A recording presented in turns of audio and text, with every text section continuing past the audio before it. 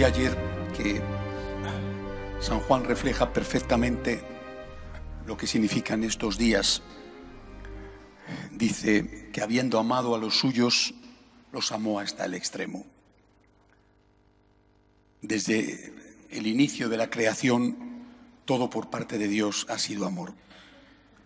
Pero ya con la encarnación de su Hijo, ese amor llegó a su plenitud. Todo, desde ese momento, todo era un acto concreto de amor de Dios por nosotros. No puedo decir que lo mejor lo reservara hasta el final, porque pienso en la encarnación y en el nacimiento y digo, es maravilloso. Pero ciertamente estos regalos últimos, estos 7 últimos dones, fueron el colmo del amor. Los amó hasta el extremo. Ayer meditábamos en 3 de esos dones: la Eucaristía, el sacerdocio y el mandamiento nuevo. Hoy, contemplando la escena de la pasión, vemos otros 3. El primero es su madre. Resulta, yo creo que imposible entender lo que debió de pasar por el corazón de la Virgen cuando Jesús le pidió que tratara a Juan como a su hijo. Por mucho que quisiera Juan, nadie puede ocupar el lugar de un hijo. Y posiblemente la Virgen entendió enseguida que lo que Jesús le estaba pidiendo era mucho más que eso. Juan, al fin, aunque no podía ocupar el lugar de Jesús, Juan era San Juan. Pero lo que estaba pidiéndole es que a cada uno de nosotros nos tratara como a un hijo. El Señor tiene como objetivo hacernos hijos adoptivos de Dios. Esa filiación del Padre no sería completa si no fuera también filiación de la Madre. Para ser hermanos suyos, no solamente hacía falta que su Padre fuera nuestro Padre, sino también que su Madre fuera nuestra Madre. Este don extraordinario, impagable, de hacer que la Virgen María sea nuestra Madre, es algo que lleva consigo aparejado el cuidar de la Virgen por parte nuestra. Y en eso meditamos muchísimo menos. ¿Qué tengo que hacer para cuidar de María? Ella hace bien su tarea y le costó mucho aceptarla. Obedeció a su Hijo. ¿Pero qué tengo que hacer yo para cuidar de la Virgen? Estoy convencido de que, por lo menos en nuestra patria, el amor a María no desaparecerá nunca. A pesar de la secularización, de los ataques, nuestro pueblo sigue siendo un pueblo que ama a la Virgen. Y estos días, con las procesiones por las calles, se ve que ese amor tiene tan profundas raíces que por mucho que el huracán esté desatado, no lo va a desarraigar. Pero este amor a la Virgen, este cuidar de María, no puede ser solo una cuestión de sentimiento o una cuestión de oraciones. Pasa por rezar el rosario, desde luego, pero tiene que ser mucho más. San Juan, en cierto sentido, lo tuvo fácil, porque para él se trataba simplemente de hacerla huir de Jerusalén, por ejemplo, llevársela a Éfeso, alimentarla, llevarle las medicinas que necesitara, acompañarla hasta el día de su asunción al cielo. Para nosotros, ¿qué significa cuidar de María? El Señor nos hace el regalo de su madre, pero ¿cómo tenemos que tratarla nosotros? Es fácil preguntárselo a ella. ¿Qué quieres que haga por ti? Y yo creo que, hablo de mí desde luego y seguro que todos vosotros, cuando se lo he preguntado, siempre me ha dado una respuesta. Para cuidar de mí, tienes que cuidar de mi hijo. No hay nada que haga más feliz a una mamá que aquello que se hace por su hijo, sobre todo cuando su hijo está necesitado.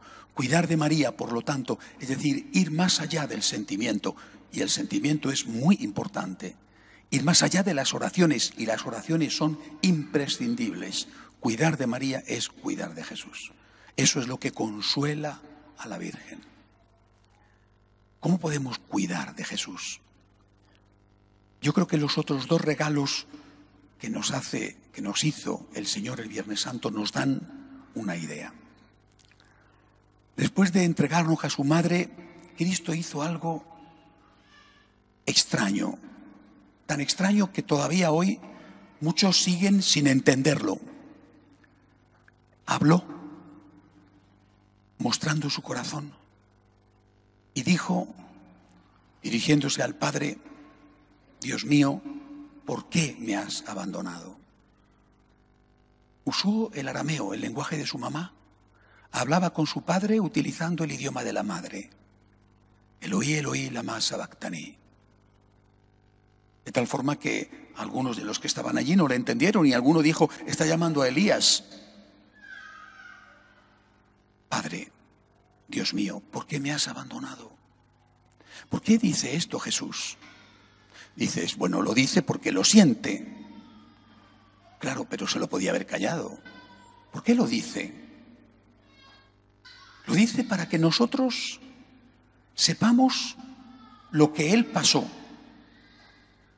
Para que nosotros, cuando estamos en situaciones parecidas, seamos conscientes de que Él pasó por esa situación y después dio la respuesta que dio. Es decir, Jesús nos muestra su corazón para que entendamos que su corazón es un corazón como el nuestro. Que cuando tenemos dudas de fe, sepamos que también las tuvo Cristo. Imaginaos que no estamos en este maravilloso país. Solamente por vivir aquí tendríamos que estar todos los días dando gracias a Dios. Imaginaos que estamos en la Venezuela de Maduro, o en la Cuba de Castro, o en Siria, en una de las ciudades bombardeadas, o en Irak. No son peores que nosotros. No han hecho ningún mal, pienso en la mayoría de ellos, al menos para sufrir lo que sufren. ¿Por qué tienen que buscar en Venezuela, en los cubos de la basura, para encontrar algo para comer? ¿Por qué tienen que ver las mamás cómo sus hijos mueren? Porque ya no hay medicinas ni leche para poder alimentarles. ¿Cómo puede esta gente creer en el amor de Dios? ¿Cómo puede creer en el amor de Dios uno de nosotros que ha perdido a un hijo?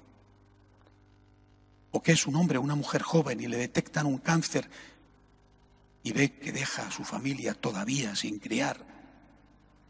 Tantas cosas que otros, y a veces también nosotros, nos llevan a preguntarle a Dios: ¿por qué? ¿Por qué? ¿Por qué estamos pasando lo que estamos pasando en la iglesia?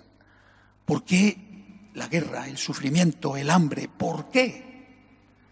Pues bien, Jesús nos hace ese regalo. Descorre el velo de su corazón y ahí vemos su angustia, sus dudas, su miedo, su oscuridad. Nos hace el regalo de mostrarnos su alma. Soy como tú, soy como tú. Te entiendo. No te preocupes. Dime lo que me tengas que decir. Yo también se lo he dicho a mi padre. Hombre, él no le insultó, esperemos que nosotros tampoco. Pero, Señor, no te entiendo. Repito, ¿cómo tienen que estar celebrando la Semana Santa en este momento en Venezuela? Y sin embargo ahí están, diciéndole a Dios: no te entiendo, pero creo en ti. Porque esa es la segunda parte. Dios mío, ¿por qué me has abandonado? Y a continuación, en tus manos encomiendo mi espíritu. Es decir, me fío de ti, yo creo en ti. Este es su sagrado corazón. Y el regalo es mostrarnos eso. ¿Tienes dudas? Eres normal. Es normal que tengas dudas con lo que estás pasando. Es normal que tengas dudas y es normal que flaquee tu fe. Lo que tienes que hacer es decírselo a Jesús, decírselo al Señor y luego hacer lo que Él hizo. En tus manos encomiendo mi espíritu. No entiendo, pero me fío de ti. No entiendo, pero no me voy de tu lado.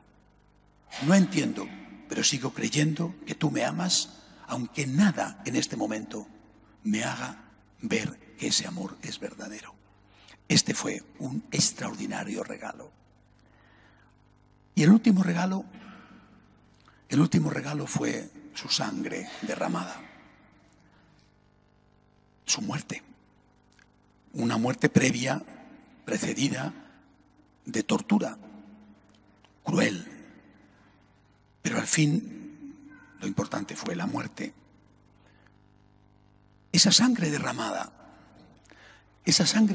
por cada uno de nosotros, cierto que por todos, pero si hubiera sido necesario morir por uno, por ese habría muerto Cristo. Y no por el santo, sino por el pecador. Esa sangre derramada no nos la merecemos. Esa sangre derramada es el colmo del amor. Nos amó hasta el extremo. Hasta ese punto ha llegado en el amor por ti. Pero esa sangre derramada se puede encontrar con un obstáculo para cumplir su tarea. La sangre derramada tenía como objetivo purificar nuestros pecados. Y sin embargo, puede ocurrir que esa sangre no lleve a cabo objetivo. Es como si nosotros tuviéramos un impermeable o un paraguas. Lloviera y estuviéramos tranquilos, no nos mojamos. Cae sobre nosotros una tormenta y ni una gota nos toca. Y muchas veces tenemos un poderoso impermeable que impide a la sangre derramada de Cristo salvarnos. ¿Cuál es el impermeable? ¿Cuál es el paraguas? La soberbia. Es decir, Cristo quiere salvarte. Ha venido para eso. Para esto he venido, dijo en una ocasión el Señor. Para esto, para derramar su sangre. Pero si tú no pides perdón, si tú no reconoces tus pecados, si tú dices, esto no tiene importancia, esto no es malo, lo hace todo el mundo.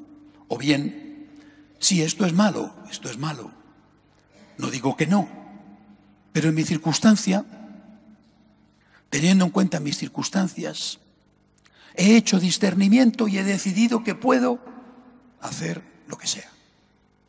En ese caso, estás haciendo inútil el sacrificio de Cristo. Puede ser que tú u otros te digan y te engañen, te convenzan de que no es pecado. No es pecado. No, si yo no digo que matar no sea pecado, pero yo puedo matar. Si yo no digo que engañar a mi esposa no sea pecado, pero yo puedo engañarla. Si yo no digo que robar no sea pecado, pero yo puedo robar. ¿Por qué? Porque en mi circunstancia yo he hecho discernimiento, es la palabra de moda. Yo he hecho discernimiento a veces con alguien y otras veces uno solo. Yo he hecho discernimiento, es una forma fina de decir que hago lo que me da la gana y que me engaño a mí mismo, pretendiendo tener la conciencia tranquila. ¿Y qué es lo que sucede? ¿Cómo te va a perdonar Dios si no pides perdón? ¿Y cómo vas a pedir perdón si no eres consciente de que lo que has hecho está mal? Y si no eres consciente de lo que has hecho está mal, no solamente Dios no te perdona, sino cómo vas a cambiar, cómo vas a mejorar. Es cierto que el camino de la santidad es un camino empinado, es verdad, pero podemos intentarlo, levantarnos cada vez que caemos. Él no nos ha dicho, a la tercera vez que peques no te perdono. Él nos ha dicho y ha mandado que teníamos que perdonar 70 veces 7. Por lo tanto, no hay límite al perdón. Siempre está dispuesto a perdonarte. Siempre va a hacer la fiesta que hizo el padre del hijo pródigo. Pero tienes que reconocer que has cometido un pecado. Y tienes que pedir perdón, confesarte y volver a empezar. Aunque mañana vuelvas a caer. Siempre, lógicamente, que tengas un honesto, serio propósito de enmienda. Por eso, este tercer maravilloso regalo, el culmen, el extremo, hoy está, no digo en trance de desaparición, porque el regalo está ahí, pero en trance de inutilidad. El Salvador del mundo ya no tiene a nadie que salvar. El Salvador del mundo está sin trabajo, en paro. ¿A quién tiene que salvar el Salvador del mundo si no tenemos conciencia de culpa? Ah, pero es que a lo mejor la gente es tan buena que ya nadie comete pecados. No es verdad. En ningún sentido. Me refiero en ningún tipo de mandamiento. Entonces, la gente no es que no cometa pecados. Lo que pasa es que han perdido la conciencia de lo que es el pecado. Y entonces, como no piden perdón, no reciben el perdón, se ponen el paraguas, el impermeable, y la sangre de Cristo resbala sobre ellos. Pobre Jesús, ha derramado su sangre inútilmente, por lo menos en lo que a ti respecta. Y como no piden perdón, no solo no lo reciben, sino que no hacen propósito de enmienda, no intentan cambiar. Y así vemos el tipo de sociedad que estamos construyendo. A mí me enseñaron que había que tener misericordia con el pecador, mientras que se condenaba al pecado. Hoy lo que se hace es ser tolerante con el pecado, y cuando alguno peca y le descubren, entonces se le condena, al mismo al cual se le ha estado incitando y animando al pecado. Por eso, delante de estos tres regalos, tenemos que decirle a Jesús, no solamente gracias, sino también tenemos que decirle, no quiero que estos regalos, estos dones extraordinarios, se frustren en mí. Quiero, Señor, que tu sangre me salve. Y para eso te pido perdón. Reconozco que esto lo hice mal, por lo que sea, el carácter, un mal día, lo que sea, Señor. Tú sabes las circunstancias, pero yo te digo, perdóname. Porque si no te pido perdón, no voy a ser salvado. Y además no voy a poder cambiar. Y luego te doy las gracias porque me has abierto tu corazón. Y ya sé que tú también tuviste dudas. Y ya sé que lo que tengo que hacer es decírtelo. Y después decirte, me fío de ti. Y por último te doy gracias por tu mamá, que es mi mamá. Y te doy gracias porque también sé cómo tengo que cuidarla. Os decía al principio de la homilía, ¿cómo cuidar a María? Yo decía, viendo los otros dos regalos, lo entenderemos. ¿Cómo cuidar a María haciendo lo que a la Virgen le gusta, cuidando de su hijo? ¿Cómo tenemos que cuidar de Jesús? Es un misterio realmente entender, y quizás solo se puede ver con la luz del corazón, por qué Cristo hizo llamar a su madre el Viernes Santo. ¿Por qué la hizo venir para que estuviera allí? Podía haber seguido en Nazaret o en Caná o en Galilea. Y ojos que no ven, corazón que no siente. Es decir, un mes después o 2 semanas más tarde le llega la noticia, han matado a tu hijo.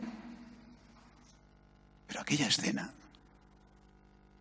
tener que verle por la calle de la amargura, tener que verle crucificado, esto no es humano. Que una madre tenga que ver la tortura del hijo y la muerte del hijo, esa tortura, esto es terrible. ¿Qué movió a Jesús a esto? Por supuesto, la Virgen no hubiera querido estar en ningún otro sitio, Si lo hubieran dejado elegir, habría dicho allí. Para empezar hay que decirlo así. Pero hay otra cosa.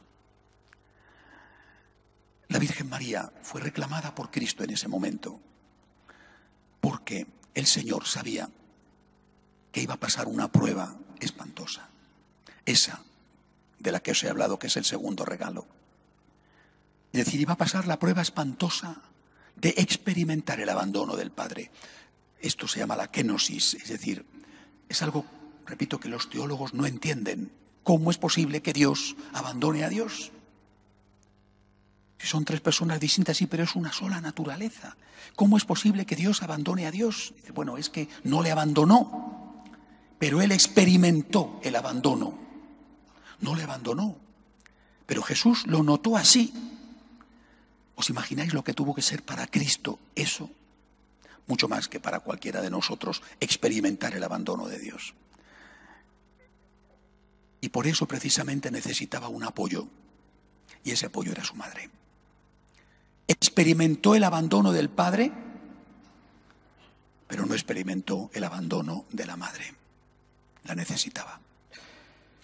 Repito, ella no hubiera querido estar en otro sitio, pero él le pidió esa limosna. Permíteme que te vea, que me apoye en ti. Es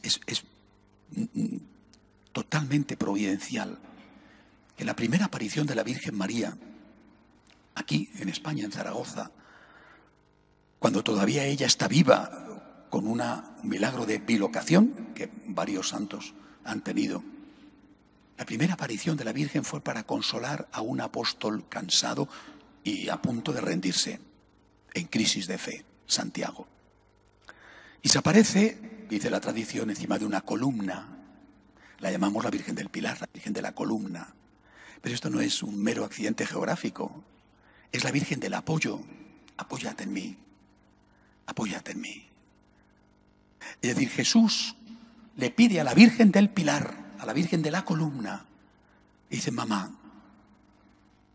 No la da muchas explicaciones, pero ella en ese momento lo entendió todo. Mamá, te necesito. Lo que voy a sufrir es tan grande que no puedo añadir a ese sufrimiento experimentar también el abandono de mi madre. O al menos la lejanía. Te necesito. Necesito apoyarme en ti. Necesito que tú me sostengas con tu amor de madre. Un amor irrompible, indestructible. Bueno, pues eso es lo que nosotros tenemos que hacer para cuidar de la Virgen. Es decir, para cuidar de Jesús, que es cuidar de la Virgen. Es decir, lo que tenemos que hacer es darle a Jesús nuestro apoyo. Cuidar de María es convertirnos en la columna, en el pilar, que sostiene a Jesús. Sostienes a Jesús en tu abuelo, en tu papá, anciano, enfermo, pesado. Sostienes a Jesús con la limosna. Sostienes a Jesús viniendo a estar con Él, a hacerle una visita al sagrario y si puedes a misa diaria.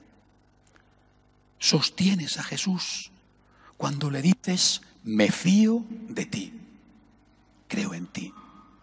Ese momento en el cual la prueba que sea, la familia que se tambalea, la persona que te decepciona, la enfermedad, el problema económico, la situación política, la situación de la iglesia, esos momentos en los cuales todo da vueltas y el mundo se ha abierto bajo tus pies y parece que te caes porque no hay un suelo firme, estás mareado.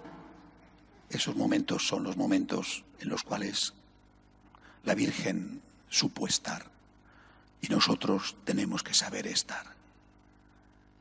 Dios nos da todo. El bien que hacemos es fruto de la gracia de Dios. Y la fe es un don de Dios, pero es un don que tenemos que hacer nuestro. Y por eso, haciéndolo nuestro, cuando le decimos, me fío de ti, tengo esperanza, no me rindo, puedes apoyarte en mí, como hizo María.